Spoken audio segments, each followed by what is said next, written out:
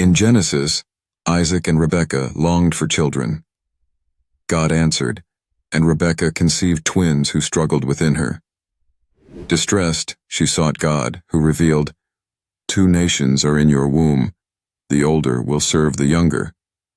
Esau, the firstborn, emerged red and hairy, symbolizing strength. Jacob followed, grasping Esau's heel, foreshadowing their lifelong rivalry. The boys grew. Esau became a skilled hunter, favored by Isaac, while Jacob was quiet, dwelling in tents, and cherished by Rebekah. This prophecy set the stage for their future destinies and the unfolding story of Israel. What if the ancient rivalry of Jacob and Esau left a mark you could still touch today? Deep in the Arava Valley, archaeologists have uncovered compelling evidence that brings the biblical nation of Edom, descendants of Esau, into sharp historical focus. For centuries, scholars debated Edom's existence during the biblical era, often viewing it as a minor tribal group. However, excavations at sites like Timnah and Phanon reveal vast copper mines and sophisticated smelting facilities dating back to the 12th century BCE. These discoveries demonstrate that Edom was a technologically advanced and well-organized kingdom, capable of rivaling its powerful neighbors. Fortified settlements, defensive walls, and Egyptian-influenced artifacts correspond closely with biblical accounts of Edom's interactions with Israel, including episodes of subjugation and conflict during King David's reign. The extensive slag heaps and complex infrastructure uncovered align with Genesis 36's portrayal of Esau's descendants as rulers of a significant and powerful nation. Through these archaeological findings, the Bible's depiction of Edom as a real and formidable kingdom is increasingly validated, shedding new light on the ancient history of the region. Could the biblical story of Jacob's family in Egypt be more than legend? Recent archaeological discoveries are sparking new debates among scholars and historians.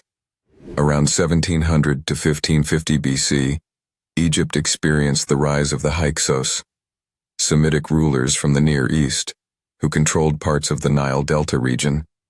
Archaeologists have uncovered Hyksos-style pottery, distinctive architecture, and burial practices that closely resemble those of ancient Semitic peoples. Some researchers propose that these archaeological traces may align with the biblical account of Jacob's migration. Genesis describes Jacob's family journeying to Egypt and settling in Goshen, a region historically linked to Hyksos occupation. Although no direct inscriptions mention Jacob or Esau by name, the timing and cultural markers suggest a plausible overlap between the biblical narrative and historical events. Evidence of Semitic names, artifacts, and tombs points to a significant Semitic presence in Egypt during this era. This archaeological backdrop offers fresh perspective on the story of the patriarchs, hinting that Jacob's descendants might have truly lived among the Hyksos, setting the stage for the future Israelite sojourn in Egypt. What if the legendary rivalry of Jacob and Esau left echoes in the sands of time? While no artifact bearing their names has been found, the ancient world they inhabited is becoming clearer through archaeology. The Merneptah Stele, an Egyptian inscription dating to around 1207 BCE, mentions Israel, marking the earliest non-biblical reference to the people descended from Jacob. Although it does not name Jacob or Esau directly, it confirms that the Israelites were recognized as a distinct group in Canaan during that era.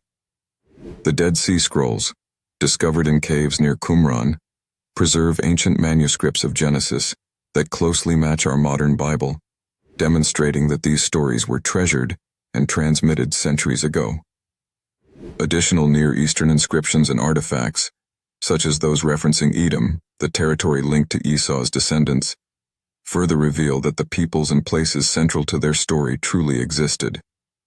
Together, these findings affirm that the Genesis narratives reflect a real ancient world shaped by rival tribes, alliances, and migrations. While the evidence is indirect, the archaeological trail compellingly supports the historicity of the biblical context in which Jacob and Esau lived.